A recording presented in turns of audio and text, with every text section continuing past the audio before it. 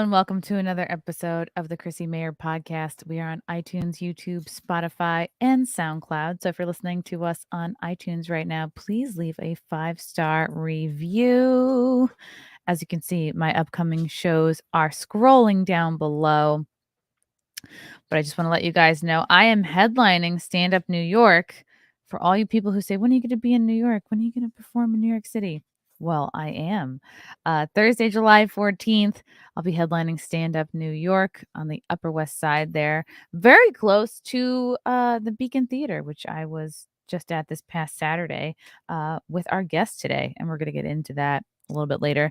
Then I'm headlining in Buffalo Saturday, July 16th at Nickel City Cigars. This is the venue that people have been trying to call and cancel this show.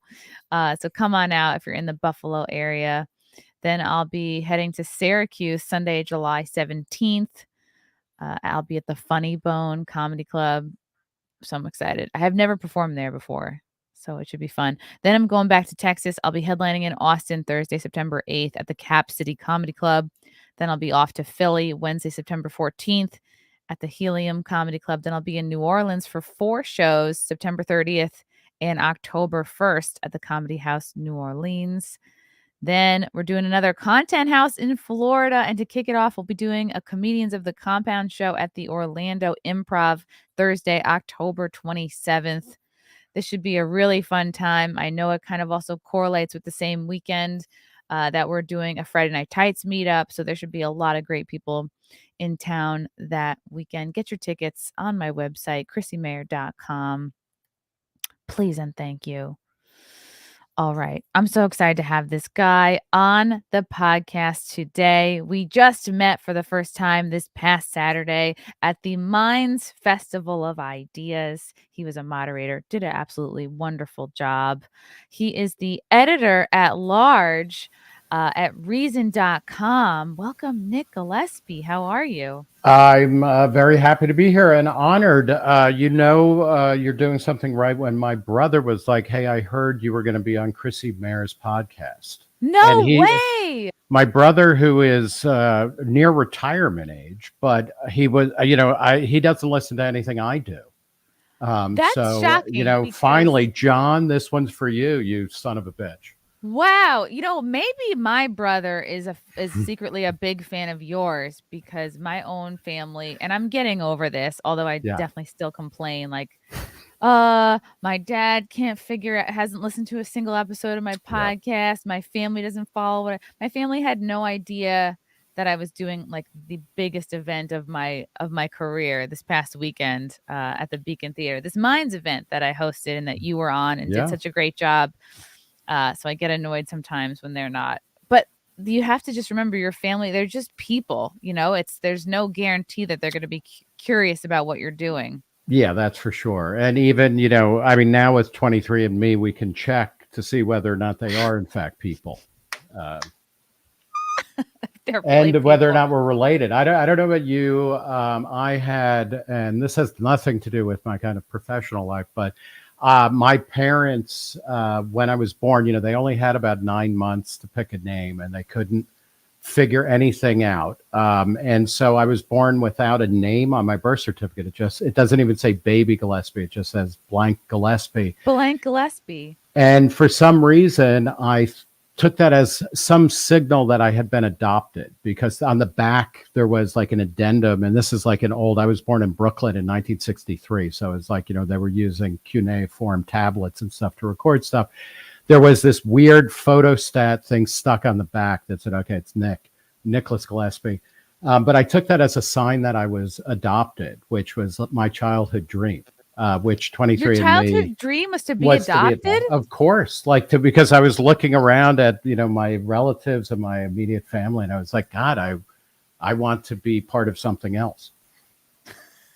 And I say that I loved my parents have both been gone for, almost 30 years, and they were extremely encouraging to me. So I say all of this with the most heartfelt love for them. Yeah, they just didn't have any kind of wherewithal to help. So I was raised mostly in New Jersey, and my parents were loving but not particularly successful or adept at the world. And so there came a moment sometime in high school when they were like, we want you to do whatever you want to do. And, that's great, but they really were not in a position to help. You know what you can thank your parents for is your hair, your Yeah, incredible no, hair, the I agree. incredible Yeah, locks. yeah. No, this is all real. It's not dyed. Part of me wants it to start going more gray because I get a lot of abuse where people are like, "You're fucking dyeing your hair," or "You're dyeing your toupee," and it's just it's like, okay, yeah, I guess it causes a lot of anger, but no, and I got this mostly from my father, who was Irish. They say that hair goes through the mother, the father, the mother's father. That doesn't, apparently that's not true, but certainly not in my case. Wow, because my mother's father definitely went bald. Definitely. Yeah. So I hope that doesn't happen for me. Well, I hope in this age of relative gender equality that women start going bald at a higher rate.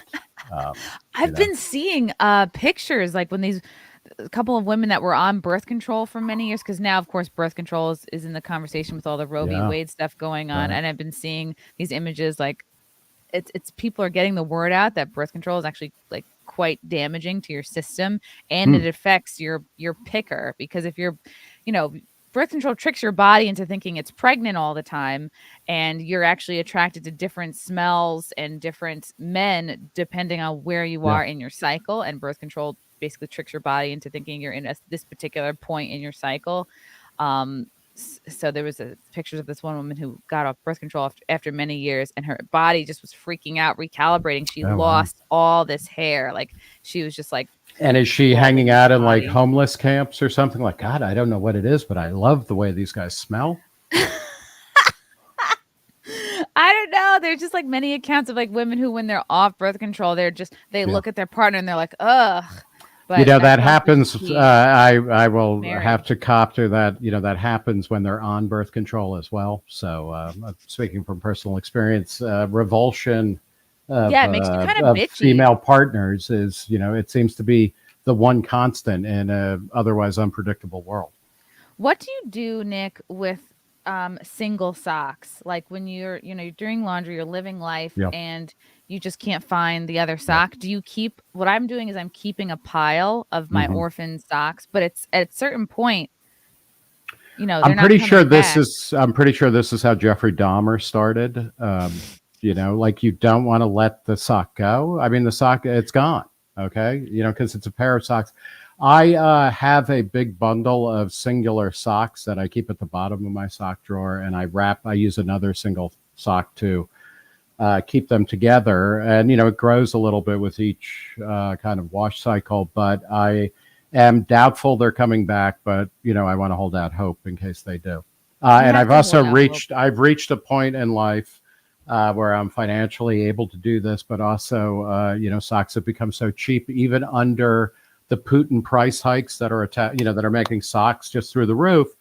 I just buy socks on a semi-regular basis. Like you go to Amazon and you can get a 12-pack of socks for like $15. And you get socks delivered on the regular. Oh yeah, the thing I'm waiting for is I want the white glove foot service where they actually put them on your feet, but it took me, I'm an old man at this point, and it took me probably until my 40s to be like, oh, you know what? I could just fucking go buy socks whenever I need them, as opposed to being like, I have a bunch of mismatched socks. I could never wear. I can't go around wearing mismatched socks. I feel like I'm off. Because if you cross your legs at an event, like the Mines event, wow, Nick's wearing mismatched socks. What else is going wrong in his life? I don't know, or maybe they would be like, wow, that he seems really interesting. Like only a very interesting person would not wear the same socks.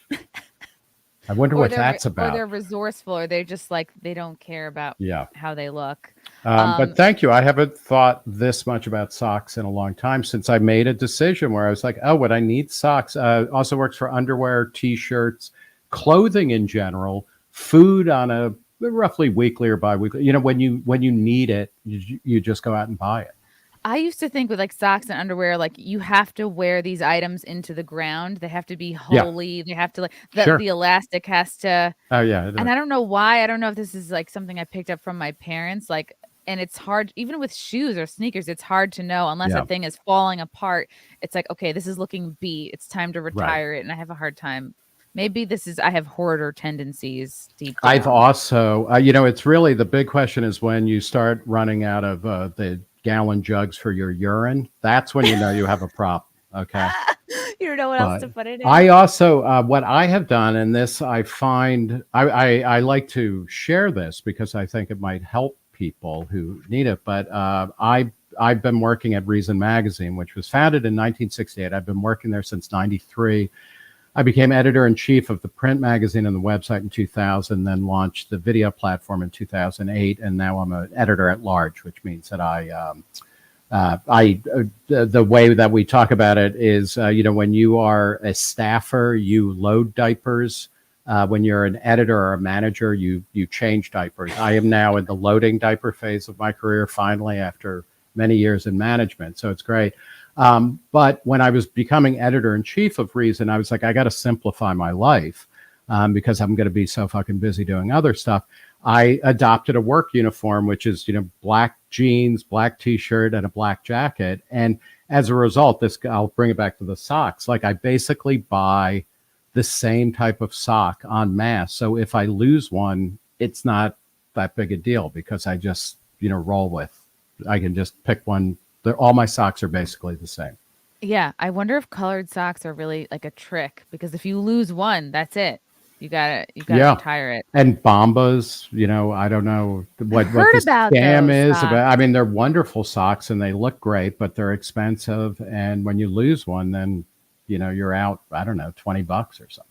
That's your one kooky pair of socks. So interesting. How were you approached to be a moderator for this Minds event? Oh, Because I kind of, your yeah, panel was the future of social media, that's right. and you moderated it with Blair White, Hmm. which we all know, Ian Crossland, who is on Timcast, Bill Yeah, Ottman, who is the one of the founders and the CEO of Minds, right. and Winston Marshall, who was in Mumford and Sons, That's but right. basically kind of got canceled out of the Yeah. band. He got squeezed out of the band over. I mean, I don't know the full story. I know Winston a bit, who's a wonderful guy and a really interesting. Obviously, Mumford and Sons is, a band that the one thing I dislike about them is it's British people kind of preserving kind of American folk forms.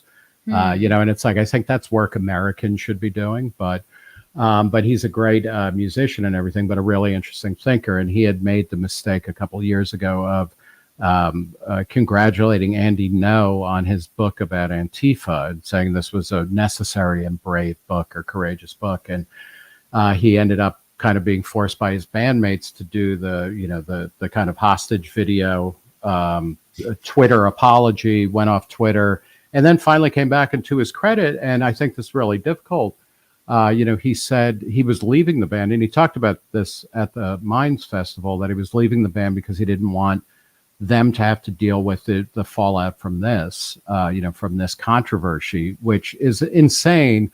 I'm not an Andy No, super fan or even a fan. I know him a bit, and I think he's done some good work. I think he's also suspect sometimes, but the idea that a banjoist in a popular band would be, kind of squeezed out of his professional life. He said something, in a tweet is kind of amazing. And Winston, I think is really interesting in talking about all of that, and also ultimately in standing up for what he believes, which in public, which is a hard thing to do under the best of circumstances. And where were his bandmates? Why didn't they stick up for him? Yeah, They were all just like, ooh, this is kind of where spineless. yeah, or they're like, this happens in bands all the time. I mean, it's, a band is like a plural marriage. It's not surprising that they begin. It's amazing when they last more than a couple weeks. And, everybody, I'm sure in the band, they've been around for a long time. They are super successful. I'm sure they all hate each other on some profound level. And, it might just be that, that, this was the last straw or anything like that. But in any case, I mean, I find it really contemptible when free speech and a free exchange of ideas is just kind of roundly booed or challenged or questioned, as if that's a good thing. Which brings me to the Minds Festival of Ideas. Minds is a kind of decentralized or a less controlling social media platform, which I find really interesting. It's really welcoming. They have, they let a lot of different people talk about what they want, and they're basic. There are certain things they ban, including illegal activity. But mostly they just let users figure out what they want to consume or not, which I think is the way all social media should be. And the Festival of Ideas, Bill Ottman had approached me because it was taking place, and I kind of wormed my way into, being on stage. But I was really happy to be, because that was the first event I've been to in a long time where you had people who actually disagree with one another on the same stage, on the same panel, talking about disagreement. And that, I don't know about you, that was like remarkable. It like wakened this set of memories that I had forgotten about. Like that used to be common, where you would go to events refreshing. And like people would, yeah. I haven't had that kind of actual in-person discourse where someone genuinely disagrees and argues their point probably since college. Like I was in college. Yes, of course, I was indoctrinated into like leftism, spent many years as a social justice warrior. But when I was in college, we still did have that kind of debate and discussion. And you just haven't seen that live in person anywhere else. Minds did such a good job of getting people from all different sides of the political spectrum. And I was embarrassed that I hadn't heard of Dr. Cornel West. Like, he's so huge. Hey, but can I just say something though? Because if we're calling Cornel West doctor, he has a PhD. I have a PhD. So, call me Dr. Nick Gillespie, Dr. Jill Biden, Dr. Cornel West. But I'm actually pretty familiar with Cornel West's work because my doctorate is in literary and cultural studies, and I started going to grad school in the late 80s through the mid 90s. And he was kind of ascendant. He's a philosophy guy, really, kind of religion and philosophy, but a lot of his work was bleeding over into literary and cultural studies. So it was interesting to see him, and that was a great panel. It had him, Daryl Davis, the musician a black guy who goes and talks to Ku Klux Klan members and racists across the kind of ideological or racial spectrum, and then Coleman Hughes, who really, is in his early 20s. He graduated from Columbia a couple of years ago. He's a great podcaster and a musician, as is Davis. And Cornel West released a kind of insane rap album a few years ago, which I highly recommend people look up. But Coleman, I thought, was really fantastic when they were talking about reparations, who should get them, et cetera. And that was just a fantastic exchange of points of view that you almost never see. And almost every panel was like that. So I was happy not simply to be affiliated with the Festival of Ideas. I spent most of the time in the audience listening and watching, and it was kind of great. And I want to listen to the replay because I was hosting it and I found like I couldn't listen as much as I wanted to each panel because I was like kind of running around, and I felt also like I have to help get people in position because when you're hosting something, I felt like a responsibility for the event as a whole. You get married, you won't remember anything. So you watch the video. But one of the things that I would love to commend you about too is that you're another thing that was good about it was, besides you hosting and emceeing the whole thing, they had comedians do sets in between stuff, which was kind of great. But you in particular you made jokes alienating everybody possible in the audience. So I really appreciated that. None of it was mean-spirited. All of it was funny, but it was just kind of like, you were like a machine gun on a turret. So you were spraying the whole audience. And again, that's something, it's insane that we're even marveling over this, but, this is what it's come to in America. Like, I think particularly at public events, you just don't see that mix of views, and that kind of debate and discussion is really fantastic because I don't think any of us has a real monopoly on truth. And you don't realize, how far down the kind of nut job lane you've gone until you start talking to other people. And it doesn't mean your ideas are wrong, but oftentimes I find, people talk to me and they're trying to convince me and they're using a private language that I just don't even understand. And I worry that I do that myself. So, more power to minds for the Festival of Ideas. I think they should be doing it on an almost weekly basis. And I remember something, I did Tim Pool's show last March, and something I heard, him and Lydia and everyone on the show talk about, and they discussed this publicly on the show as well, is they have such a hard time getting any kind of leftists on to debate their point or just to talk in general. It's been hard for them to get. So when people like to peg Timcast as a right-wing show, or he's all right or whatever, and he's like, no, I'm pretty much still a classical 90s liberal here, but it's just right. Everything has moved and shifted, and it's hard to find leftists to come on these kind of events. And they were able to get right, like at Cornell. I think Margaret Kimberly might have been more on the left. Sure. I know Destiny is a big leftist. He actually got booed a couple times. I liked him a lot. And I was there. I have two sons, and my younger son, who's 20, was like, he wanted to come because he's a big kind of, not a fan of Destiny per se, but he likes the way that he talks and the fact that he is now on Nick Fuentes' channel, basically. I mean, he's really? a liberal, but he's gotten kicked off of Twitch, etc.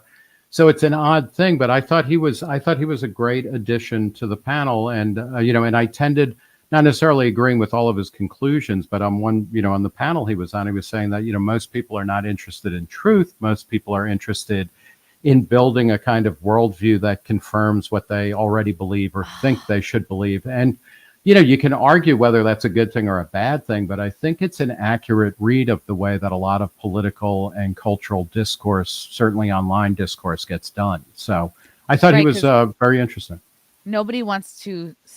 Everyone wants to think that they're right. Nobody wants to start from scratch all over again, building up their worldview. Right. Paradigm shifts are uncomfortable. And so at first you're like, hey, that's not, oh God, maybe he's right. Like, ugh. No, it's, and again, this is, I'm interested, I'm a small L libertarian, and I trace that back, to the Enlightenment, kind of where, the idea that you are going to start, instead of making arguments from authority, I run the church, so you have to listen to me. I'm the king. I'm it's like only parents get away with that anymore, and increasingly less and less like, this is the way it is because I said so. The Enlightenment, ideally was this moment where everybody, individuals were able to say, no, you have to explain to me why I should do this, because I have rights too. And, kind of from a kind of philosophical or intellectual point of view, what that means is like, you're supposed to show your math. Like, why do you believe these things? Why is it true? And you put your evidence out into the commons so that people can kind of walk around it and kick the tires and say, well, maybe this doesn't make sense, or this data is just totally wrong, et cetera.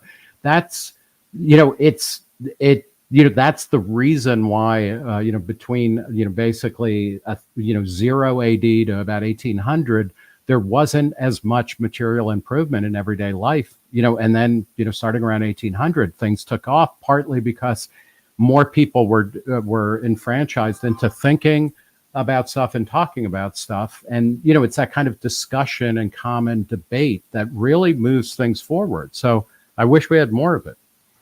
And now it seems like it's easier to just, I like this politician, I like this celebrity, I'm going to just do what they say. Like even, and I'm not a fan of this woman, but I was just talking about it earlier this morning. This singer Halsey, right, during her concert says from like Edison, New Jersey. Edison, New Jersey. Yeah. I'm a big Jersey stan. So. Oh, good. Yeah. I'll have to give you free tickets if I'm performing in Jersey anytime soon. Okay. She said to her audience, like, basically, if you don't agree with me about abortion, like, you can walk right out. And a lot of people walked out, and it's like, and then she's, I'm assuming most of the visibly pregnant people walked out. Right, like I already got a lot of baby presents from my registry. I can't quit now. Like I already picked out the Yeah, crib. it's an interesting thing, that kind of stuff, particularly, curiously, and I write a lot about, I'm very pro-choice, and I'm bothered. I'm mad. I'm outraged by the Supreme Court decision. But so I write a lot about this. About 20% of voters say that they will only vote for people who agree with them on abortion, and that 20% is split evenly between pro-life and pro-choice, which is kind of fascinating. So it's an important issue, but for overwhelmingly most people, it's not the issue that matters. But at least there, you're talking about politicians. It is weird to me when artists, whether they're writers or musicians or comedians, and they're like, you know what, if you don't agree with me, just get the fuck out. Like, I mean, the thing that makes me kind of laugh about that is that it's assuming that people are taking their cues from Halsey or, Ted Nugent or whatever. I mentioned that my parents, they were lower middle class, they weren't educated, but they had some real wisdom. And I remember my mother, saying once, like, anybody who bases their life on celebrities or politicians is an idiot, like, what they believe. And I think she's fundamentally right about that. And so it would be one thing if, if Halsey or somebody said, like, you know what, this issue is important to me, and I hope you'll consider, this resource or this point of view. But it's another thing to be telling people to get out, because I believe that the minimum wage should be $5.25. If you believe it should be $5.15, just get the fuck out. It's like, what is this? Is it a music concert, or is it a church sermon, or is it a, freaking political rally? Yeah. Is Halsey going to drive you to Planned Parenthood? Is Pink going to help you shell out for the Plan B? And she was quoted saying, like, well, this is me. You're paying to come see me on stage express myself. It's like, no, you're not selling albums of you talking about politics. Like, you're selling albums of you singing songs. So people come to shows, they expect to be entertained.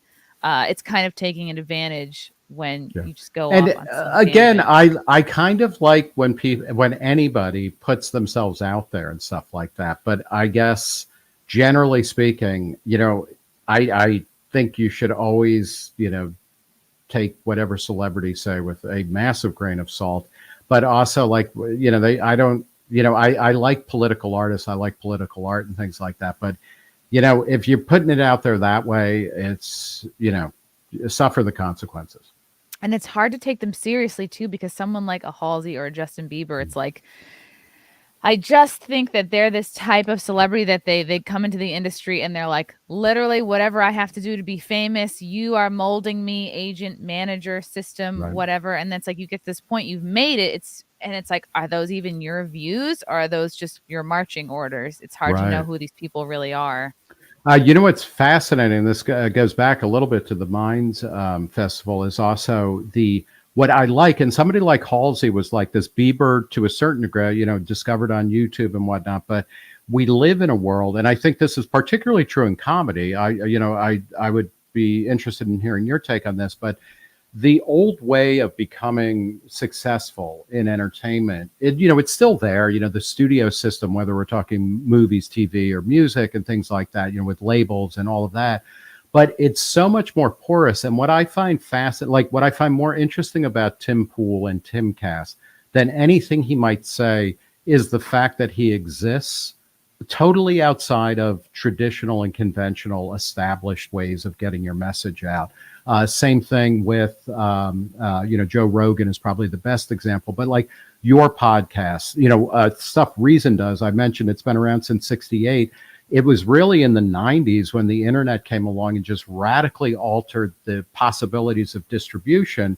We became so much bigger because it's a lot cheaper and a lot easier to reach people via the internet and the web than through the traditional mechanism of, printing a magazine and mailing a magazine and finding subscribers who will pay for that. And I love being in this world of the past 30 years or so, where it's just the barriers to entry for talking about politics, culture, and ideas they've been lowered so much. I mean, it means everybody. And now I'm doing it. Yeah. No, it's, and the joke is that opinions are like assholes. Everyone has one and they all stink. And, that's kind of true. And it's also really fantastic. I mean, I see this as like, we're in one of the very best moments to be alive. If you want to have, a lot of information, a lot of points of view. And, and the problem is people are running from that. And it's like we should be embracing, let's embrace the babble, more than try to limit it or shut it down. Yeah, the people who are freaking out in this moment are the classic gatekeepers of entertainment. And I only know from the comedy industry, it's like coming up in stand-up 10 years ago, the classic gatekeepers were still kind of the ones in charge. Like, so-and-so who books this important show at Union Hall in Brooklyn. And, you just have to know, like, okay, these produced shows, you kind of have to kiss up to certain people because they have ties to the late night bookers and they have ties to JFL and Montreal. And that was the progression. Then maybe you'll get to JFL and then maybe you can tour on the road. And my thing is, like, I tried to go up that way. And then the older I became, and I guess more red pilled, or the more politically I grew into, my real political opinions, or just not being in lockstep with the left all the time, I found like, I'm getting pushed away by these folks. And I feel like I went around it all, YouTube, podcasting. There I found my audience, and then from that audience I can go and tour. And I kind of just went around. I talk about this with my fiance all the time. I avoided this whole bottleneck many comics find themselves in, because all they know is the old channel. They know is you have to get on Letterman and then your whole career is made. It's like, well, now Letterman is gone and the late night shows aren't respected. No one's watching them. They don't mean anything. Isn't that amazing and wonderful that, late night TV is, one of the institutions of, kind of the 20th century of post-war American culture that just don't matter anymore. And it's, they served a purpose. And, Johnny Carson, it's amazing. Like sometimes I'll watch, I'll find myself watching old Johnny Carson shows from the 70s or something. And they're kind of amazing and everything, but the formula really hasn't changed. And people have evacuated late night TV. It's like a cancer ward or something like that. And it's kind of great. And that's happening all over in all sorts of different ways. And, for me, I'm not a nihilist. I'm not like a burn it all down guy, but I love when you see old things dying, not because I just want to see them die, although sometimes I do. But it's, because I know, okay, people are leaving there, they're going somewhere else. And where is that? And is that more responsive to what people want to do, what they want to think and consume and create? And, that's happening everywhere. And in a lot of ways, the comedy world is like one of the great examples of what happens when you make it easier for people to do their own thing. And it's not pandemonium. It's not nightmares. It's not, chaos. It's just like you get more stuff and you can find what you like. I mean, it's like I used to talk a lot about grocery stores. Again, this is the value of being old, right? I can remember grocery stores, where you would go down the aisle and there'd be like one type of potato and maybe like, some brown potato and a sweet potato, maybe, an eggplant that was deep purple, and, like maybe red grapes and green grapes with seeds or something. And like when you go down the produce aisle now, there was a period, especially in the 90s and early 2000s, where there were so many new fruits and vegetables, they had to put fucking stickers on them to tell you how to eat them and what they were. And I was like, this is awesome. Like, I want more choice in everything. And, we kind of have that. And I don't feel, and for me as a libertarian, like choice is really important, because one way of talking about stuff is, do you believe in choice or control? And I'm like totally on the choice side. And we have more choices than ever. And half of the conversations we have are of people bitching and moaning about how we have too many choices. And it's like, go, try it the other way and see, what a horrible world where there's only one form of eggplant. I don't ever want to go back. That's like the gulag as far as I'm concerned. Yeah. And of course, we still have the mainstream, the legacy media, the legacy entertainment, legacy comedy. And it's like, and I feel like we have so many other options. Like, and just folks are not going to comedy clubs like they were before the internet, before Netflix. There's so many people that are just, the way they consume comedy is just on TikTok during their lunch hour. And they may not have been someone who would have ever bought a ticket to a comedy club. So you just have to change with the times, and it's okay. People can have their really niche podcasts and shows that they go to, and there's a lot of people who think I don't deserve to have as many followers as I do, and it's like, and I find that those are comics who like haven't been able to adjust with the time, and they're still in that old thing. Oh, she doesn't deserve to do shows. Who are you, Chrissie Mayr?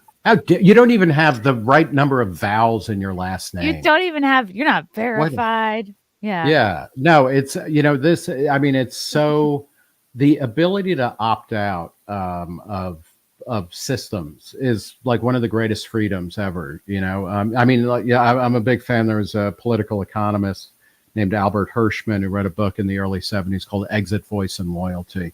And he talked about how do you reform things? Like when things are starting to go bad, whether you're talking about a company or a government or a society. And he's like, well, you can be loyal and just be like a company man and suck it up and, shut up and go along. You can use voice to kind of lobby for reform within the system, or you can use exit where you leave the system and go find or build your own. And the combination of these three things really works to make things better, like when they're all operative, but especially exit. And like, I feel like we're, just in a golden age of exit. And again, it's like, if you're Pharaoh and the Jews are leaving, you're like, no, this is terrible. My world is ending. But like, if you're the Jews, you're kind of like, oh, you know what? We finally have, I mean, it's going to take a while and, it's going to be a dry and dusty 40 years, but like, we're going to get to build our own society. And that's like, we're all like that now, where you can exit. You can also argue for change, but you can also exit. And like, great things happen when that, my grandparents, if I may, all of my grandparents, my father's family was from Ireland. My mother's family was from Italy. My four grandparents came over in the mid 19 teens. And it's like they were fleeing Europe, where for 1,000 years they had been serfs and peasants, just treated terribly. And they came to the U.S. mostly to avoid World War I, where certainly the men would have been killed because they were, the kind of human, human waste that would get put up at the front line and stuff like that. They came to America, and it wasn't easy, but it was so preferable. And like, so, exit all the way. Yeah. Yeah, I'm going to go to a couple of these questions before I forget. From the Super Chats, Talking Pulp Press. Nick, along with Penn and Teller and Ron Paul, saved me from being retarded. Wow. Yeah. And also, but we need to, figure out how to use spell check, I think. Right? Maybe he was not trying to get... Oh, yeah. Retarded. Yeah. Maybe someone who reads. Well, that's very flattering. Anytime I come across somebody who, has read my work and doesn't immediately either serve me with court papers or punch me in the face, I'm always a little surprised and a little worried. I'll tell you a funny story of my,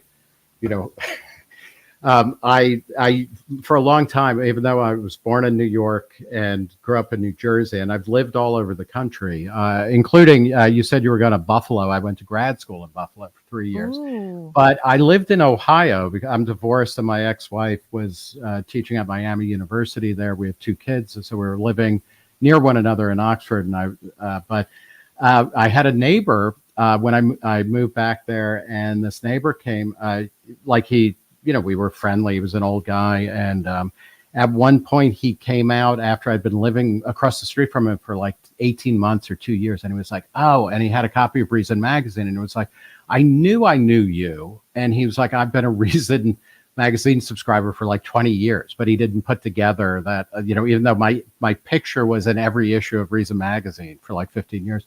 And he was like, I've been reading Reason for years. And I was like, oh, that's very nice, Bill. I really appreciate that. And then I immediately went inside and checked the sex offender registry. Because I was like, I don't know. I'm a little bit worried. He was not on it, but I did find, and I'm against sex offender registries for a lot of reasons. But really, I did find a couple of people in my neighborhood. And I was like, oh, that's kind of fascinating. You don't think people should know? You think just like, let people have block parties and find out organically? Yeah, I think, that's better. I mean, this is the welcome wagon should do that. No, I mean, sex offender registries, I understand the impulse behind them, but with a lot of things, when you put the government in charge of keeping lists, a lot of the people who end up on them are shouldn't be on there, or, routinely, like if you are, you're Richard Gere or Billy Carter and you publicly urinate, and these were big stories in the 70s and 80s. Richard Gere and Billy Carter, Jimmy Carter's deadbeat brother, was caught urinating in public. Like, they would be put on sex offender registries for that. And, that's the type of thing where oftentimes one of the people who was in my neighborhood in Ohio, it was a guy who was a gay man who he was like 19 and he had a relationship with a 17-year-old. And so he was, for the rest of his life, he was going to be a sex offender. And that also, we did a great video at Reason where there was a married couple I think they were in California, where the guy was 18 and the girl was 16 or something. And the legal age of consent in California is 18. They were married, but they could not live together for like a year because of sex offender registry laws and things like that. So it's, good intentions are a great starting point for laws, but then you always have to check good intentions against the actual effect. And oftentimes these things have nothing to do with one another. True. And it should be like sex offender list with an asterisk, but it was my girlfriend. That's right. Out. Like in the footnotes. And it reminded me of what they're trying to put through with these red flag laws. Like if one of your acquaintances just thinks you're toxic, you can be, it's just, to me, sounds like the beginning of social credit score, and like anyone can kind of snitch on you and get your guns taken away. This is, the rationale behind red flag laws is that it's supposed to be people with a close, intimate knowledge of the person who they say is showing signs of, violence to themselves or others. So they should have their gun rights suspended for some period of time, but it rarely works that way. And, this is, for libertarians, I think we've dealt with these kinds of issues for a long time, and we kind of have a consistent idea about it. I think for both liberals and conservatives, it becomes interesting because conservatives, for instance, tend to be against red flag laws, but they like the police. But one of the problems with red flag laws, most of the time, it's police can decide whether or not there's a problem. And it's kind of like, I don't know, like the police, sometimes they're your friends, sometimes they're the problem. Like, you don't want to put police in charge of saying, okay, well, you can have a gun and you can't, because, depending on the cop or the police department, that they're the problem. So this stuff gets confusing very quickly. Definitely. From David Carpenter. Hi, Nick. Longtime Reason listener and subscriber. Who's your favorite person that you interviewed for the podcast and why? Also, favorite Lou Reed VU song. I guess it's Velvet Underground. Velvet Underground. Yeah. I, by the way, one of my career highlights, this is, it's going on, I think it was in 2014, but the New York Times Magazine likened me to, they said I was to libertarianism what Lou Reed was to rock and roll, like it's outlaw spirit or something ridiculous like that. I love Lou Reed and the Velvet Underground. By all accounts, Lou Reed was one of the biggest pricks in, to ever walk the earth. But, again, when I listen to people's music, I'm not, validating their, whether or not they're nice to children and puppies. With the Velvet Underground and Lou Reed, I think in a lot of ways it's, I really like Heroin. This song. Really? Yeah, it's so good. And like what is amazing to me about Lou Reed and the Velvet Underground is just to think of them as contemporaries of like the Beatles and the Loving Spoonful and the Mamas and Papas and the Byrds, all bands that I like or even love, and they are just working in a total, they're like adult and these other bands are children. And the intensity with which the Velvets would sing about the darkest aspects of human existence is itself somehow incredibly ennobling and, and powerful. So that's one of the things that I really like about them. When it comes to people who I've interviewed for my podcast, the Reason Interview with Nick Gillespie, that's at reason.com and everywhere you can get podcasts. I will say one of the people that I enjoyed interviewing the most is a woman named Rachel Loudon, who is she's now a retired academic, but wrote about food and kind of like the intersection of food and civilization and things like that. And she wrote a book called The Empire of Cuisine. But I had her on because she had written a great story about how why Thanksgiving dinner in America is the way it is, like where it's all kind of basic food that's all served at the same time. And she kind of did a cultural read of how it was a rejection of European cuisine that is served in courses, etc. Interesting. And I love that kind of intellectual inquiry, that because it explains something that we just kind of take for granted. And then it starts a conversation that's obviously more interesting than most of the conversations we actually have at Thanksgiving. And the other thing that was amazing is she talked about how she was raised in England, and she talked about her mother being kind of an adventurous cook for the time, which was nothing. But she said the only thing that she wouldn't eat was anything that was called organic, because she said organic food is a scam. And like, I don't necessarily agree with her about that, but the way that it's packaged and the way that it's seen as morally and like nutritionally superior is not true. Organic is a method by which you raise crops or livestock. And she's just like a fascinating person. And it's like, yeah, so she's one of my absolute favorite podcast guests.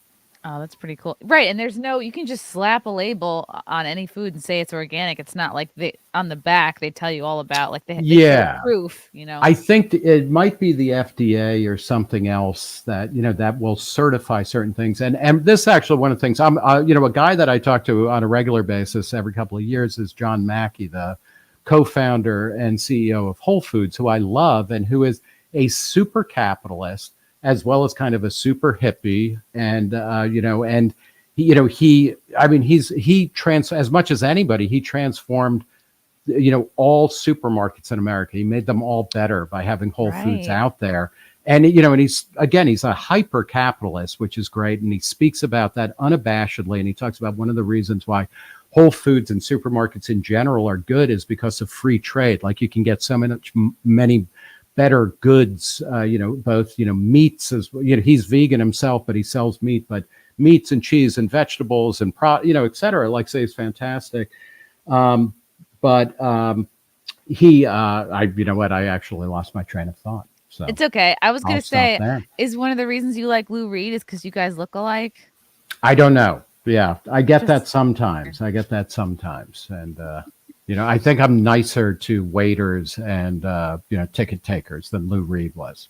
Oh, wow. I always love hearing about when someone's an asshole. Like, every big theater I perform in, I always go like, oh, yeah, what comic was the biggest asshole? Yeah. Wasn't it, I don't know about you, but for me, like, being at the Beacon Theater backstage, that was like a total high. It really was, just walking in and you're every part of the backstage, like, you're seeing all of and I forgot to sign the elevator. Dang. They were like, oh, you got to sign the elevator, but they didn't even ask me. So that shows us our relative ranking here. I got there early, but yeah, you walk in, there's all the big headshots on the wall, and it's just like, it feels pretty important. It's like, wow, Steely Dan was here and me. Right. Yeah.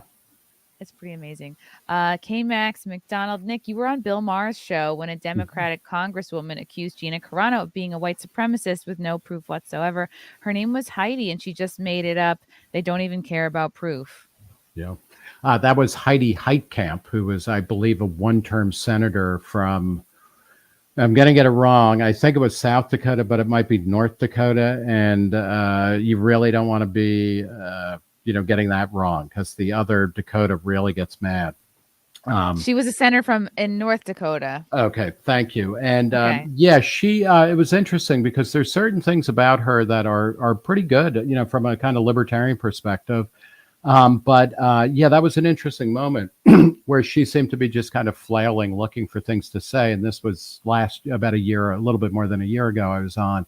So the Gina Carano story was, in the news, and it's, that kind of stuff is disturbing in the extreme, when people will, kind of take, bits of information, often inaccurate, and then just kind of like repeat them ad infinitum. This is, if we want to be responsible, people in the media or with the public voice, I think, everybody should say what they think, but like, you really should do a little bit of work if you're going to denounce somebody, especially for being a white supremacist. That's not saying, these people love, vanilla, fudge ripple ice cream. Can you believe that? It's like if you're calling somebody a Nazi or a Stalinist, it's like, at least 10, it's easier than ever to, check and verify that kind of stuff. Yeah. And it makes the insults, I don't know, it's less impact, I think. Yeah. Yeah, I think so. I mean, if, it's kind of like inflation, right? It makes everything worth less if everybody can just immediately go to, the Hitler level. Everybody's Hitler level. Yeah. Matthew Hammond is wondering, do libertarians have a blind eye to multinational corporations that have become an agent of government to control speech, guns, media, and privacy?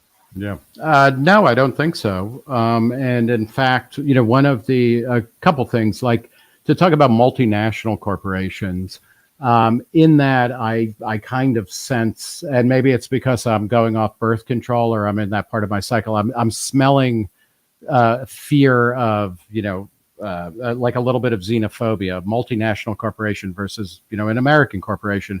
Burger King moved to Canada in order to take advantage of certain tax laws. They bought Tim Hortons and then had Tim Hortons run Burger King.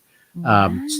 This was a couple of years ago, and it actually highlighted a tax law that the Republicans and Donald Trump worked to change, which was a good thing because a lot of corporations were locating outside the U.S. because of our tax policies. But in any case, I'm less worried about whether it's multinational or whatever. Libertarians often talk about the ways that corporations are, they are not free market oriented. They are, corporations get to a certain size, and then one of the first things that they do is they go to the government and they say, hey, you know what, like things are working pretty well here. Let's pass laws to keep things the way they are while we're on top. This happened with railroad barons in the late 19th and early 20th century. There's a progressive story that gets told that says, railroads were, taking advantage of everybody until we elected progressive legislators who then fought them down and, passed laws, blah, blah, blah. In fact, a socialist historian by the name of Gabriel Kolko did fantastic work on this in the 60s and 70s, where he said, no, you know what?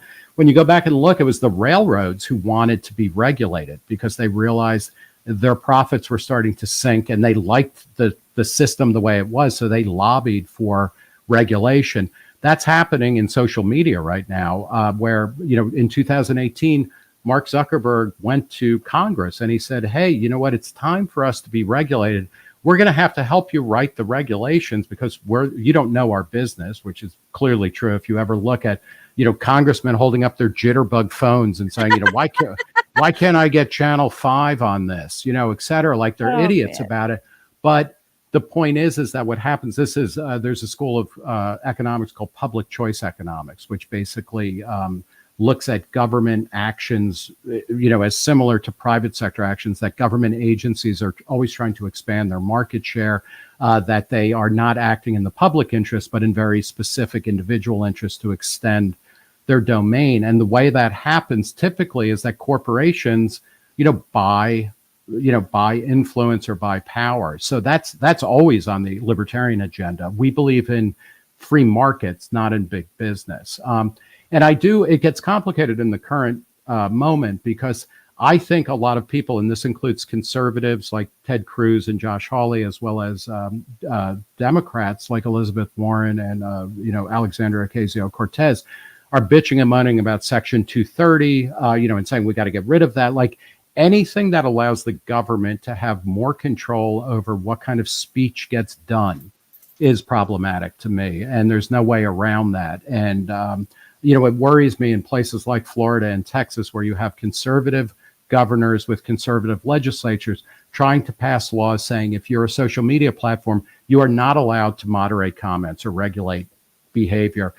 In other places like Colorado, there were attempts to say basically the opposite, that if you are a social media platform and you allow hate speech, you're going to get in big trouble. It's like, no, let the market sort this stuff out. Facebook is fading. I mean, there's a reason why it's called Meta now, and it's trying to get into, a different world.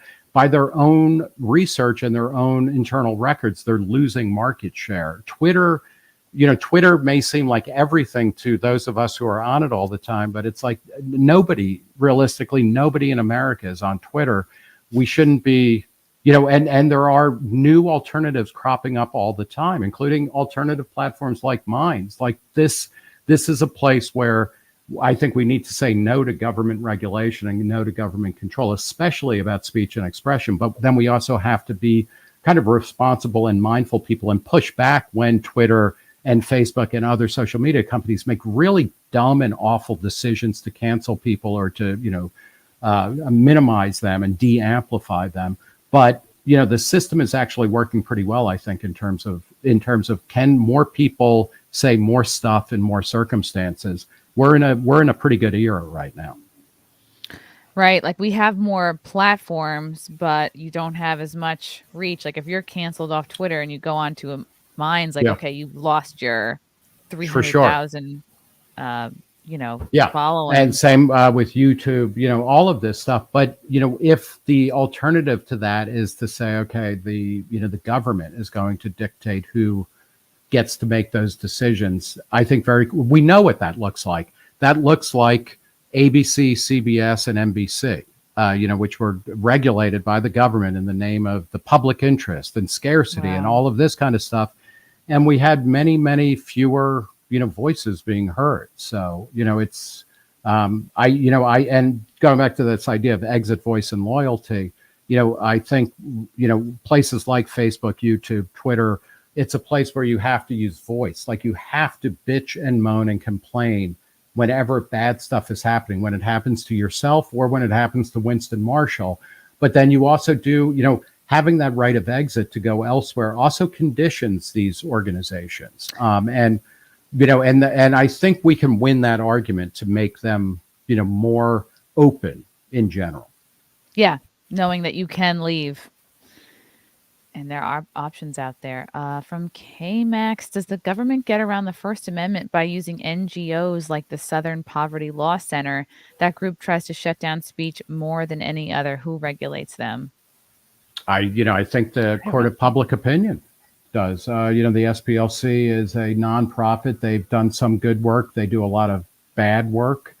And they are very quick to, slam people with, white supremacists and labels like that. Sometimes it's warranted, sometimes it's not. They make a lot of money, but you know what? Their reputation has taken a bunch of hits because the founder was Me Too'd and another guy high up in the organization and were kicked out for that. So, what regulates nonprofits, I think, for the most part, that exists mostly on voluntary contributions from people, is reputation. And it doesn't mean that every nonprofit that has $100 million budget is great and ones that only have $100,000 are shit. But that's the way that you regulate it. I'm not worried about the Southern Poverty Law Center coming after me. I'm much more worried about the government doing that. But more importantly, I write and talk a lot about this. We have free speech. It's guaranteed by the First Amendment. There are a lot of platforms that allow it technologically. People now can definitely say more things than they used to. I mean, up until the late 50s and early 60s, books like Ulysses by James Joyce and Lady Chatterley's Lover and by D.H. Lawrence, books by Henry Miller were banned. Like nobody would publish them. We live in an incredible age of free speech. They were considered obscene. And publishers were afraid that they would be, dragged into court, in different cities. There were some federal laws that kept people from importing those books from overseas because they were deemed unworthy of, public consumption. We're well past that, which is all great. But what I was going to say is, so legally we're in a good position, but there's a culture of free speech that is really in bad shape, of where we believe that people have a right to disagree, and we should actually, do that publicly and argue about stuff in good faith. I mean, things will get heated and everything, but we need to right now. We have the technological infrastructure and the legal infrastructure for free speech. I mean, the fact that I've dropped a couple of F-bombs, and I apologize. I should have asked whether or not as a No, it's good all good. guest. Yeah. It's all No, good. but I mean, but like even in the early 2000s, Cher and Bono got in trouble for fleeting expletives on award shows. The FCC levied record fines against networks. We're so far past that. That's great, but we have this terrible culture now where people are afraid to speak freely and openly and really debate and discuss stuff. That's the work that needs to be done. And I think having podcasts like yours, I hope podcasts like mine, but like having a lot of different voices out there, that helps get us to a richer culture of free speech. So what would you say to like a Jordan Peterson who I think just got banned off Twitter? Oh, did he? Um, I think so. I don't remember the exact tweet. This happened like just in the last day or Yeah. so. He can withstand it. I think that's a mistake. Like, I Twitter is a private company and they have the right to pretty much, do whatever they want as long as, they're, it's within their terms of service. Having said that, I think, knowing that, I will actually look for that and see what I can do or the people I know to, I don't think Twitter should be banning people as a general rule. And as an active member of the Twitter community, I want to push back against that kind of stuff.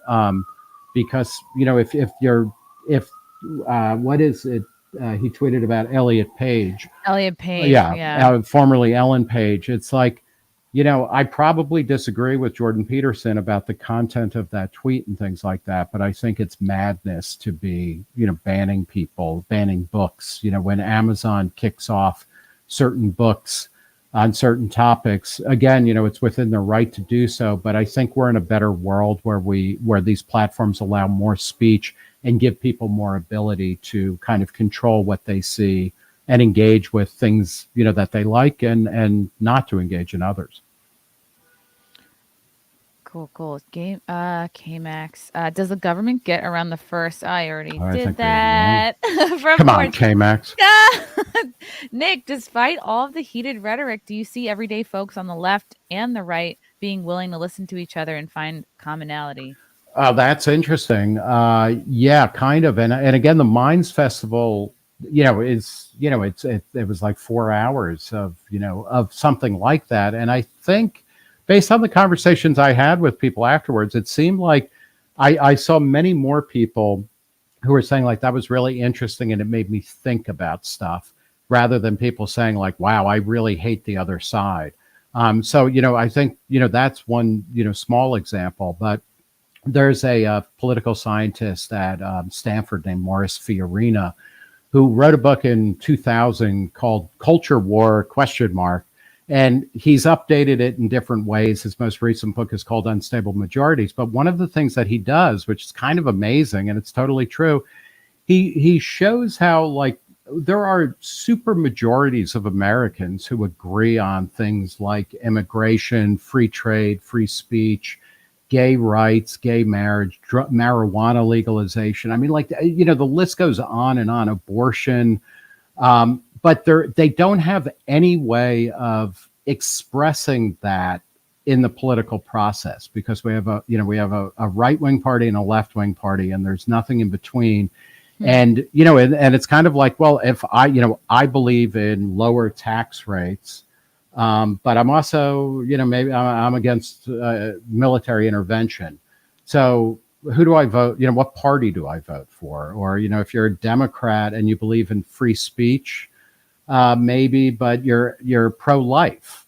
What do? Like we have a political system that does not allow people to express this massive commonality actually among many, many things that are, that are central to people's lives. And so, part of what we need to be doing is, we need different political parties, I think, but that's kind of a pipe dream. But at the very least, we can be having different conversations where instead of saying, like, if you want marginally lower tax rates, then you also have to be hostile to gay rights. You have to be, you have to say that flag burning should be banned by the Constitution. You can't be in favor of abortion under any circumstance, except maybe the life of the mother. It's like, what kind of bundle is that? That's like the shittiest bundle that cable, like cable can't even get away with selling you that kind of bundle anymore. And I wrote a book with my recent colleague, Matt Welch, who also is on the podcast, The Fifth Column, about a dozen or 10 years ago, called The Declaration of Independence, ENTS. And, a big part of it was starting from the point that, the Republicans and Democrats don't represent very many people, and fewer people, because they're selling us these political bundles that were kind of put together in the 70s, really, or even in the 60s. Wow. And life has changed, like we're not the same country. The economy is different. Our personal lives are different. Our technological lives are different. Our cultural lives are different. But, we're using these bundles from, 50 or 70 years ago to kind of express what we want to do in the world. And it's terrible. We need to accept that, confront it, and change it. And it seems hard to rebundle because it seems like I guess the lobbyists have like very specific agendas, and there's so many forces keeping the two sides firmly in place. Like even Tulsi Gabbard, I don't know if you caught the bit on the panel she was on. She was saying like she would go and speak at events, and then the newspapers would just not even mention that she was there. Right. Yeah. She was one of the most interesting presences there. I agree with her. I agree with her generally about foreign policy because she's a non-interventionist. She's kind of economically, she's pretty far left. So I have disagreements there, but it was great to hear her talking, not just about what she believes, but also her treatment in the mainstream media. She was also one of those people who, because she criticized American foreign policy at all, was immediately tarred as like a Russian dupe, or something. And it's like, man, and this is the thing, like there are probably more people who agree with Tulsi Gabbard's package than can vote for a Republican or a Democrat. Yeah. What was your process like for coming up with your questions? Did Bill just say, go nuts, like however you want to steer the ship, or was there a little bit of guidance there? It was pretty laissez-faire. And I was getting a little bit worried because, like, I interview, people for a living, so like I'm not worried about coming up with stuff, but like I also wanted to help set the stage for what they were talking about, what they wanted the evening to be about. And the future of social media is really interesting to me because it's clearly under attack, and even kind of defining what social media is as opposed to like, Web 1.0. Social media is often kind of equated with Web 2.0, which has to do with the move to user-generated content. So like, everything from YouTube to Twitter, even to, restaurant rating services or things like Yelp. I love that about social media. I mean, I think it's participatory media, which is great. Which is better, but everybody hates it now for, the left hates it for certain reasons, the right hate it for others. And so, I kind of just was going from that. I write a lot. I've been writing about the internet. I've been on the internet since, I guess, the very late 80s or early 90s, before the web, which was an interesting and curious place. And then really my professional life coincided with the rise of the web as a mass medium in the 90s and beyond. So I'm always interested in that. So, and it was a great panel because there was, there were two great content creators who are very different, Winston Marshall and Blair, who create very different things. And then there was Bill and Ian, who are kind of architects of different types of platforms. So it was basically, the best thing I can do as an interviewer generally is to have interesting guests and get out of their way. Yeah, and I liked your panel because there were no fights. There was no. I felt disappointed about that. I wanted a fight. Wanted a fight? Yeah, no, and after, because some of some of the panels, like I think they might have been tweaked a little bit to be more focused, but like the panels where there's fights, I think that's good, especially because all of the moderators were good. So they didn't let it just descend into chaos. But, when you have people who have sharply different points of view and can articulate what's at stake, that's when I learn the most, for sure. Yeah, and you are kind of forced to work it out, or at least come to some kind of resolution. It's like, it's so easy online to just like block, report, sign off, and you're still mad. I hope, hope that anybody. I People didn't think, lose. one of the last places in kind of what, and it's funny to call it legacy media or, conventional media, is Bill Maher's show Real Time, which I've been on a number of times. And what I like about it, he's really over the past couple of years, especially, has returned to a really staunch defense of free speech, which I think is incredibly important. And also given the fact that he really kind of identifies with kind of the left or a left-leaning liberal. I think it's really important that he's doing that. But it's one of the few places in mainstream media where you have like a giant audience where he is bringing people from all over the political spectrum and they argue. In it weirdly, and I've been shitting on like kind of old time TV and things like that, but when you consider shows like William F. Buckley for 30 plus years or something ran The Firing Line on PBS. Like, what was great about that show is that he would have people on that he disagreed with. He was a right-wing conservative, and they would argue about stuff, and sometimes he would have guests on, and then he would have like an interlocutor who was a left liberal who would come on and re-ask questions to people. So that kind of dynamic, I don't understand why shows don't do that more often, because I think people like that, because there's drama, there's conflict, and and then that heat gives off light and and kind of thought. The identity, I think it's like identity politics, and then like who is your advertising money coming from? Like, Yeah. I can't imagine any mainstream TV show having on like an Anthony Cumia or a Gavin McInnes on, because I'll be like, oh, you support what any slew of insults that have been thrown at those guys over the years. Yeah.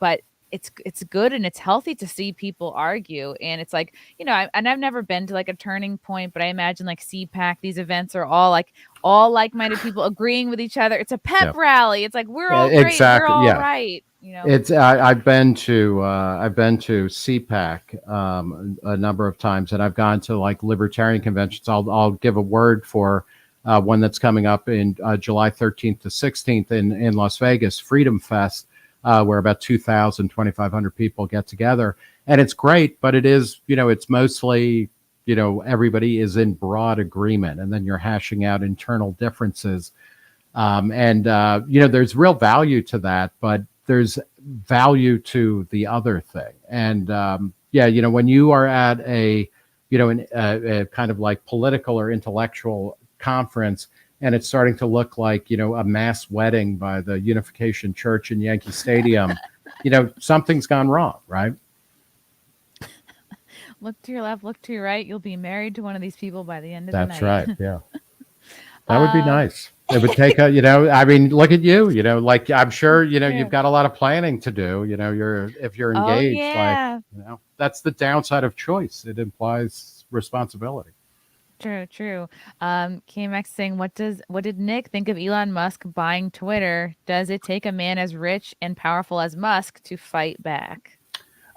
Maybe it remains to be seen, how actually interested he is in buying Twitter, because there's a lot of discussion that he is, since announcing it and kind of looking under the hood and recognizing a lot of the stuff going on, that he's been trying to figure a way to get out. And whether or not the government, which again, I don't think the government should have the right really to ban mergers the way that they do. But there's a lot left to see if he actually runs with it. I'm actually a fan of Jack Dorsey. I think Twitter Twitter when it started was a really phenomenal service. And, when people look back in the late aughts, early teens, when it came online, and it helped, it was almost everybody loved it. It helped foment the Arab Spring. It just seemed like it was really going to be a different kind of platform. It's become less and less interesting, I think, over time. And it's been stagnant.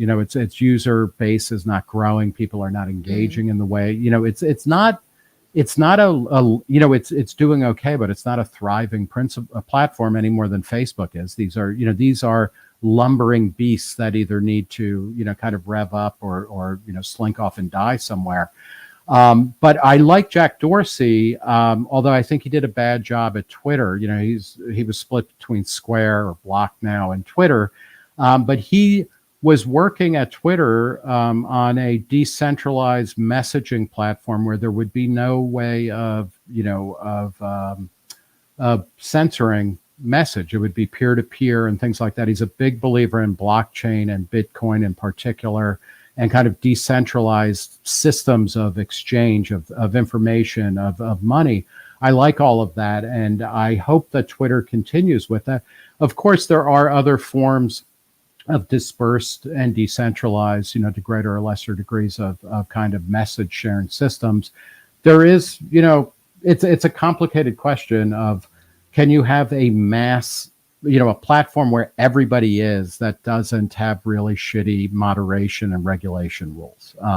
Nobody's quite figured that out yet, and I don't know that Elon Musk will be able to. But I love the fact that he's like, yeah, you know what, like, I'm in favor of free speech. That's not a small statement, and it's one that is shockingly rare. I mean, what the hell? This country was founded not just on free speech, but on anonymous free speech. And we should have more people defending it rather than saying, free speech needs to be, considered in conjunction with whether or not somebody is, feels sad after reading something. Yeah, anything can be hate speech. Ugh. Yeah. Matthew Hammond, the system is working well. That deplatformed Parler and Gab, and deplatformed and debanked Alex Jones, Laura Loomer, Nick Fuentes, and Lauren Southern. The government is useless, but should we allow lawsuits? I'm not sure what kind of lawsuits. There's a libertarian line of thinking that would say even things like libel and defamation should not be allowed because they restrict speech in a way that gives the government, or gives certain people, powerful people, more power than they should have. But I think the writer Matthew Hammond here is correct that, I think broadly speaking, the system is working in the sense that different platforms have different rules and they tend to attract and kick off different types of people. I think that Twitter, Facebook, YouTube, that they are too tight on things. I think they need to loosen up a bit, but the fact of the matter is that people can go elsewhere and they are doing it. So I really strenuously critique a lot of Twitter's individual choices.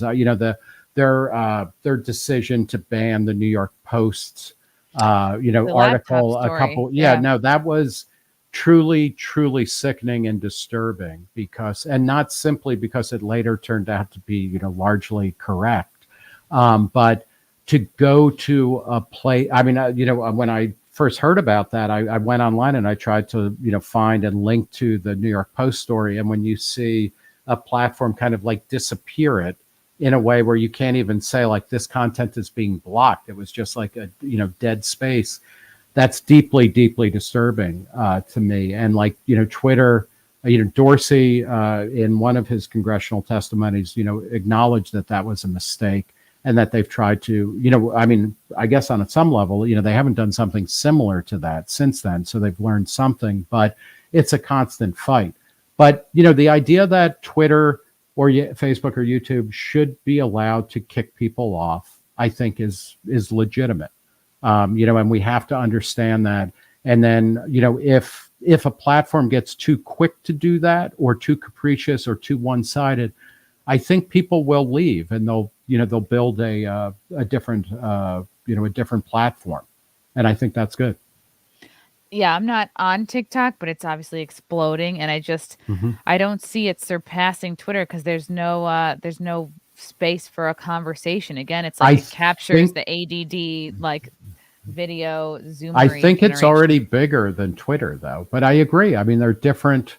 They serve different functions too, which is also why you don't want, regulations to, for all social media, because different forms of social media, serve different audiences and have different kind of possibilities and intentions built into their architecture. Because I like, what was it? Clubhouse was really interesting, for a moment when it seemed like Twitter and Facebook and a bunch of other places were really clamping down on speech very arbitrarily. Clubhouse kind of emerged as a place where you could have unfettered conversation. That didn't last that long for a variety of reasons, but there's Callin, the app CALLIN, which is like a better version of Clubhouse, where and it allows anybody to podcast essentially because you can record and automatically create a podcast based on conversations you had or not. They have transcript functions, etc. So, wow. We generate the, there's Discord communities that are essentially unstoppable. A lot of people use Telegram or Signal or WhatsApp to have, private chats and groups. And again, part of it is like, it's bad if you have to do it in private, but it's also true. Like, we have so many different opportunities to host and house different types of conversation. We should always be acknowledging that, even as we work to reform, I think, I work to reform some of the excesses of places like Twitter and Facebook. Yeah. Okay, cool. But if I may, and I'm sorry to be this long-winded on this. No, but you're great. No, it's, but to go back to like your kind of discussing the comedy industry, it's kind of like, you don't go on whatever the James Corden show, which he's leaving finally, but like you don't go on that and work blue or really be out there, or you don't expect to be able to do that there as you would if you were going to a pop-up club, on the Lower East Side. And so, we need to keep in mind, there's a rich ecosystem, and the question isn't whether or not any one of them is good or bad, but it's like, I think overall, do more people have more ability to kind of express themselves and to gain an audience and to build an audience, and also, in a way, not trivially, to lose an audience. Yeah, and I think it's up to the individual who feels like, what power do I have? It's like you take a look at all the platforms, you go, okay, what's going to get me kicked off of YouTube? Try to maneuver around that, be as much as learn the platforms and try to be as much yourself and express as much as you can without getting yourself suspended, and then maybe directing people, all right, for a spicier take, go to this other platform, go to this other app. I do worry about when people, kind of get kicked off of something for something they may or may not have said or done somewhere else in a way that has nothing to do with, the place that gets rid of them. So, that's always, kind of disturbing. Although, then again, I mean, these are like, real questions. Like if you, whether you're right wing or left wing, like if you found out that your favorite podcaster or something, had gone to like a Che Guevara costume party and, was like giving money to repress people in Cuba, you might be like, yeah, the guy's a comedian, but like, I don't want to support him anymore. Or, I personally, I find Nick Fuentes, a reprehensible human being. I assume that he's actually kind of a government agent provocateur because he's so ludicrous. Yeah. And I love people who are forward with their foreignness, or their ethnic status, but then are kind of like self-hating. But I can see people being willing to say like, okay, you know what, I don't like what that guy did over here, so I'm not going to support him over here. But those are individual choices. Yeah, it's true. It's like watching your boyfriend go to the bathroom. You're like, you can't unsee it. I hate to say it, but I did see your fiance go to the bathroom at the Beacon Theater. He said that was part of everybody had to do it. And I get where you're coming from. I didn't know that he had so many tubes and bags. It's stunning, really. Oh, for Nave, is Nick excited about Dave Smith 2024 with Michael Malice as press secretary? I went to the Reno Reset. They were talking about the Libertarian Party, and there was a big convention in Reno, Nevada a couple months ago, and I exhaustively covered it, meaning that I was exhausted after covering it.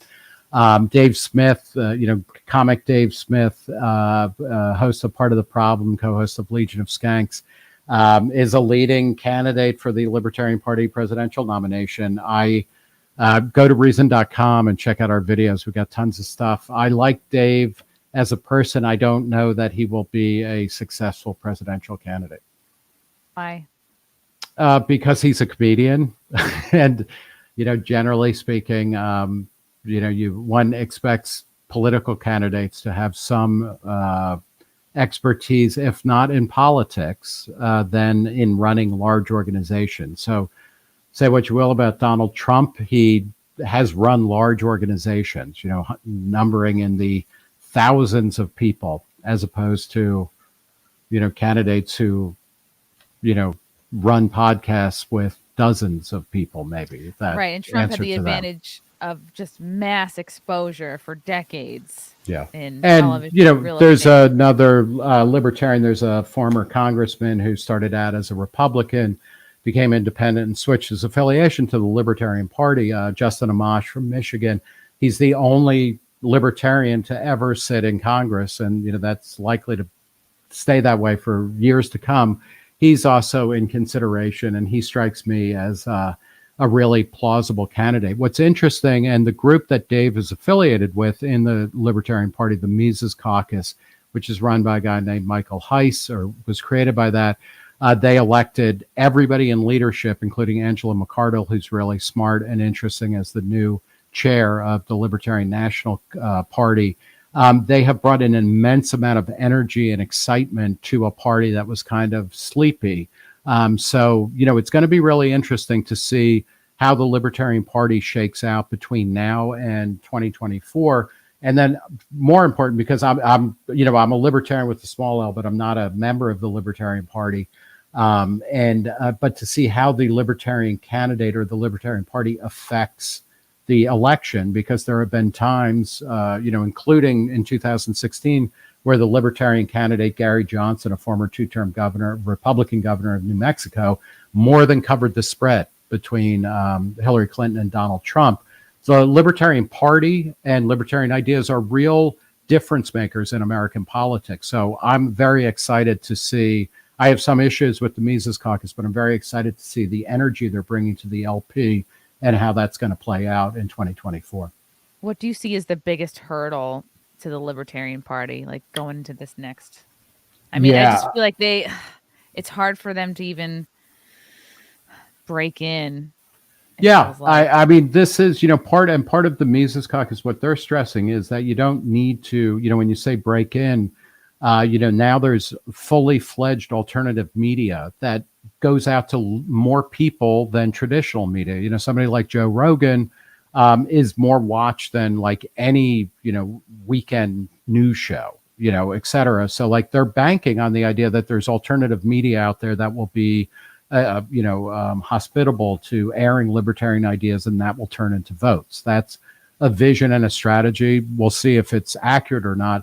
I think the biggest hurdle, there's two hurdles to the Libertarian Party, and one is always ballot access. The way that the duopoly, Republicans and Democrats, run things is that definitely one thing they agree on at the local, state, and federal level is like they should be the only two parties with real chances of getting elected. So they set all kinds of ballot access rules in a way that the Libertarian Party, which is the third largest party in the U.S., spends a lot of time just making sure it can get candidates on the ballot in any given election.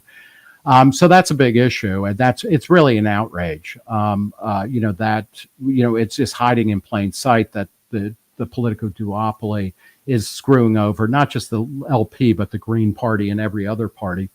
But then the other thing for libertarians in particular is that they need to come up with ways of making their messages and kind of their stance on things more understandable to people and more appealing. And I think libertarian philosophy with a small L is extremely persuasive and attractive for a world where, people don't want everything to be about politics. It foregrounds individualism and choice and the ability to opt out of things. It's all about voluntary organization. It's anti-war, it's anti-drug war, it's anti-war on poverty, it's pro-school choice. I mean, there's lots of things that I think a lot of Americans would find very appealing, but it's hard to communicate, those ideas, in 20 seconds or 30 seconds. So it's always been a challenge. Yeah, and if you go back to like who won the presidency. If you go way back to the beginning, it's like you hear of parties that you hadn't heard of before. You're like, Right. oh, like so and so. I should have pulled that up. The Whigs The had a Whigs. couple. The Democratic Yeah, the Republicans, that became Mhm. the Democratic Party. The Federalists, which kind of disappeared, and I guess became the Whigs, which became the Republicans, more or less. But it's also fascinating. I mean, this is another reason I love being alive right now is that you can research all of this stuff so easily. But if you go back to like around 1900 or so, late 19th century, early 20th, Grover Cleveland, who is now mostly remembered for being an enormously fat fuck. You'll see he was, I believe it was mayor of Buffalo for a while. So when you're in Buffalo, you'll see stuff about him. But when he was a Democrat, and he's the only president to have two non-continuous terms, he won an election, lost, and then won again. It's really fascinating. But his platform is essentially what the Republicans say they believe it. Like he wants sound money. He was against foreign wars at a time when America was becoming imperial, and he was for free trade. And so like Grover Cleveland Democrats, it was also for civil rights based on that racial discrimination was against individual rights. He's a really interesting character who wouldn't fit into the Democratic Party today, probably not into the Republican Party today. But what we always have two major parties, but what those parties stand for changes. And that's one of the benefits, I would argue, benefits of Trump is that he kind of showed that neither of these parties really, they say they have principles, but they don't. Their main principle is how do I win the next election? It's the swamp. Yeah. There's Grover Cleveland. He's, He can't fit into either party or that jacket. That's right. Yeah, no, the jacket is like straining, like struggling. Yeah. He's Look like, at I'm those not going to button buttons. this Must last be one. nailed in or something. He was also interesting. He had a child out of wedlock before he was. Yeah, and I think he was married at the White House. He got married, but there was a famous thing, an ad, a jibe at him. Hey Ma, where's Pa? Gone to the White House, ha ha ha. Yeah, which is also, by the way, the turn of the century is great because, magazines had really kind of flourished and, and they were really mean. So like political magazines from the turn of the century are really fantastic. And they remind us that, things are pretty nasty now, but they've been even nastier in the past. Yeah, it's so easy to forget the past. One final question here from Rowhouse. Why is the censorship always so much harsher against the right than against the left? Is it having all the power or more whining from the left? Yeah, I'm going to challenge part of that of, one of the arguments, and Chrissy, you may disagree with me about this, but, people will say, well, Facebook is censoring conservatives. And, routinely the most visited pages on Facebook are conservative pages when Donald Trump was on it. And that's a big if, and we'll get to him being kicked off that and Twitter. But it was always Donald Trump, Ben Shapiro. The fact of the matter is that right-wing people, broadly defined, have done a phenomenal job of creating alternative media outlets as well as doing really well on, places like YouTube and Facebook and Twitter. And there are, the people who actually get suppressed in a way that not only do they get kicked off of Facebook, but then you don't hear about them. Typically, like there's an argument within academia. People will talk about how like right-wing professors get silenced, but there's no question that if you're a left-wing professor and you are really anti-Israel, you stand a much higher chance of being bounced or being silenced on campus. And even groups like FIRE and PEN America that track this kind of stuff, if you talk about boycotting Israel, not a position I agree with, but like you're going to get into much more trouble. And that almost always comes from the left. And Tulsi Gabbard, was talking about this, like if you, and part of this, it rolls with the right now, but also large sections of the left who are, I wouldn't say they're pro-Russia, but they're skeptical of, all the claims that Russia is the root cause of everything bad in the world. Like you're going to get silence. And that's not simply right-wing people. Having said that, I think the real important question is, and this goes to like, I don't think that Donald Trump should have been banned permanently from Facebook or from Twitter. And that is, this is not a small thing. when a president, Trump's presidential Twitter feed was not banned, but his personal one. Again, I think, they have the right to do that, but it's a bad judgment. And I think we need to really push back against that because, it's a hackneyed saying now, but first they come for Donald Trump and I say nothing. And then, pretty soon it's, they're coming for, hot slut 69 or something. And, everybody gets banned. Yeah. That was my AIM message. Really? No. Oh yeah, man. Mine was yeah. Angel 75076 or something. I wish we still had that because people revealed so much of themselves when you couldn't use your regular name and things like that. So it's fun in that sense. But there is a clampdown coming. I mean, the government wants to regulate social media, and the government is not one thing. There's right wingers who want to regulate it for their reasons. There's left wingers who want to regulate it for theirs. The big problem is, if it gets regulated, it is going to be worse than what we have now. And I think one of the ways we can forestall that is by kind of pushing, different platforms to be more accepting of a wider range of opinion, and to be more fair and transparent in what they're doing, because a lot of these decisions, and I have a lot of friends who have either gotten kicked off or suspended at places like Twitter, Facebook, and YouTube. And, you can't get a straight answer. That's really bad, and we need to push on that. But beyond that, we also need to really kind of build up a robust culture of free speech. And that means, and this is where it gets hard, it means supporting the right of somebody who you think is a despicable, stupid human being. You got to stand up for their right to speak their stupid, despicable truth. Not, because it's really important. And also, you never know when their stupid, despicable truth is going to either convince you or make you start thinking in a way where oh, you realize your truth is not quite right, or your knowledge is incomplete, and, you need that next step. Yeah, I think having more events like the one we had last Saturday is definitely the key. You were so great. I was I felt you were so great and wanted to hear more from you. And I felt that way just about from every other panelist as well. I was like, this could easily, really, it was 4 hours, but it could have been double. Oh God, it could have been 4 days, I think, without, and in a way that might even be the model for, I don't know about for Minds if they would want to do it, but for a kind of 24/7, I don't even know if they do telethons anymore, but where you just have people going on, I don't know, for 3 days nonstop, and you just keep rotating through, and you just have people arguing about stuff or talking about stuff. That would be cool. But I was really knocked out. I was very happy and proud to be part of the Minds Festival of Ideas, and not only meeting you in person and a bunch of other people who I follow, but, never really knew, but then to see, sitting in the audience was, and you did a great job emceeing, but it does mean you don't really get to enjoy the event. It was great. I was sitting out there, and it was really fantastic because it forced me to think. Yeah. The audience was very engaged, very alert. It almost felt like the days of Sparta or so. It's to hear the booing and people cheering, people go, get him, Tim, they're really they're really interacting. So that was great. Gosh, Nick, I have to have you back on. You're so brilliant. You're so fun to talk to.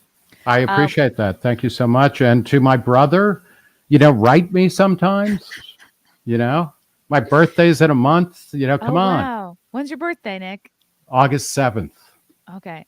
So you're a Leo. I am a Leo, yeah. Leo's Are you into astrology or? A little bit, but not just enough to keep me from being totally disregarded. I used to be into it a lot more, but Leos typically have great hair. That's one of is that okay? That makes sense, right? Yeah, no, that's all coming together now. Yeah. I don't know anything about my rising house and all of that kind of stuff. Read. Yeah, I don't think that's going to happen. It's okay. Yeah, it's okay. Because the I Ching told me not, that zodiac stuff is bullshit. When I rolled the I Ching this morning, I consulted it. Oh, okay. Yeah. You gotta. It's fun to look at, but if you start basing all of your life decisions, it's you're gonna feel like you're not going to want to trust your own gut anymore. If you're I just like, do well, that's find fine. it, yeah, I do find, if I may extend this beyond, one of my theories is always like, why leave the audience wanting more? Leave them wanting less. But it's fascinating to me that younger people, and that I'll generously say people under 45, are like, there's been a real rebirth of interest in astrology. And, I don't think anybody believes it. It's like, oh, but it's a way of speaking about stuff and about like why people are different and everything. And I find that kind of, up and down of like old forms of knowledge or of kind of culture making. It's really fascinating to me It's because, kind of just like being in a little club. I don't know. It's yeah, it's just a way to connect yeah, it's the way that I think, folks. middle-aged men or dads can, connect over like World War II documentaries or football or something where it's not, it's just, it Yeah. provides kind of a forum or it's the thing in front of you that then you can start talking about more important things or something. Like for girls, it's our equivalent of like just talking about the weather. Yeah. Or the It's drive, small right? talk. Oh, how did you get Yeah. here? The route. Yes. It's like, Men this love is talking about the another, drive. it's another reason to, be great. It's great to live now because of Google Maps. Like, you can just be like, shut the fuck up. I don't know how I got here. I just followed the map, which routes for traffic. So like, there's, I'm not a superior being because I took the Throg's Neck, and or whatever. People It's who like, drive a lot really get on their high horse about the best way to go. And I know this because my dad was a Teamster and he oh just was God. like, oh, he would shame you if you took the Yeah. wrong way. He one time got out of the car and walked back to the house because I had GPS set on like not the way he would have taken to get to the place. So yeah, gets very See, fired up about. that's and people wonder why everybody wants the boomers to disappear. Oh, the You know, boomers are great. The boomers are I great. am a Nick. boomer, so I was born in the second to last year of the baby boom generation, but I want to see the boomers disappear. Oh, Our day, well, maybe not my day, their day is done. I've always hated the first 10 oh years of the yeah. baby boom. It's really when people talk about boomers, that's who they're talking about. Because by the time I was in high school, I had older boomers who had been to Woodstock who were like, oh, you people, you're totally nihilistic and you don't care about anything. And we would be like, oh, yeah, whatever. The early Um, boomers, I think, had it the easiest yeah, of all they're the current generations. worst. Yeah. Yeah, in many, many ways. Although to their credit, and this goes to that question of like, they're the ones who helped make, dirty literature legal. They're the ones who rebelled, like, True. and a lot of it was stupid, but they were like, no, we're not going to do what we're told. Right. They're the first generation really raised in what approximates vast middle class wealth. And I know this from my own parents. They grew up poor in immigrant ghettos in New York and Connecticut, went through the Depression, World War II, and then ended up living pretty comfortably. And, that plays with your It's true. mind. And then, my older cousins, who were raised early on, they clashed a lot with their parents because their parents were like, no, you have to do this, this, and this. Like, this is what life entails. And they're like, they were kind of like, fuck you, mom and dad. Like, I'm only going to be alive once and I'm not going to do some shitty job that I hate and that makes me miserable so that I have like a weekend to play with. And you can go too far with that, but it is true. God, I can't believe I'm defending the early baby boom, but like, Defending them. but they helped make that possible. And I think all of us, and this is something I think is very true about millennials and Gen Z, and like, they're kind of annoying because everybody's annoying, but like they're insisting on, living the life that they want. And sometimes they're demanding and whining and they're like, I want to live the life I want to live. So mom, will you give me a ride? Because I haven't got my license yet. I mean, it's insane. But, I think that's part of the American dream is to really, have a life that is the way that you want and expresses who you are in lots of different ways. And, it can be really annoying, but it's also, we should probably be figuring out ways how to make that more possible for more people. Yeah. It seems like greatest generation is like they would definitely have one job, very solid, very stable. Yeah. Is that my grandma's is that my grandma's generation? I don't know. But like very Yeah. much like you had the same job with boomers, same thing, basically same job, but like you said, they were able to reach like the American dream more so. Like Right. my dad went from landscaper to teamster just because he had a truck driving Yeah. license and like knew a guy and was able to afford to put all three of us through college.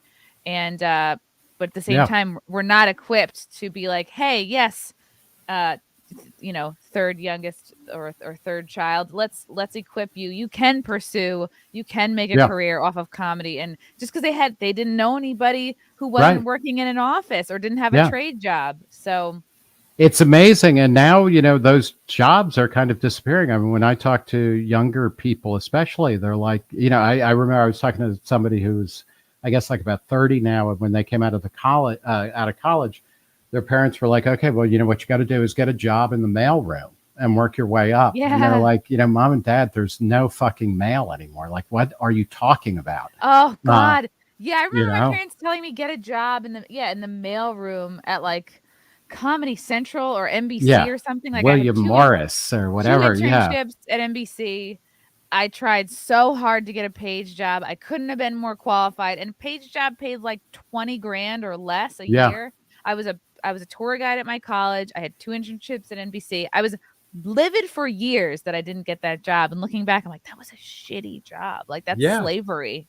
So It's no, and this is, I think we're all in a world where we need, and again, this is incredibly liberating, but it's also daunting. Like, we need to find our own paths. Like, everything in our lives, with the exception of like national politics, is becoming more and more personalized, including our careers, including our sex lives, including the way we dress. Like, we're more and more able to do things how we want.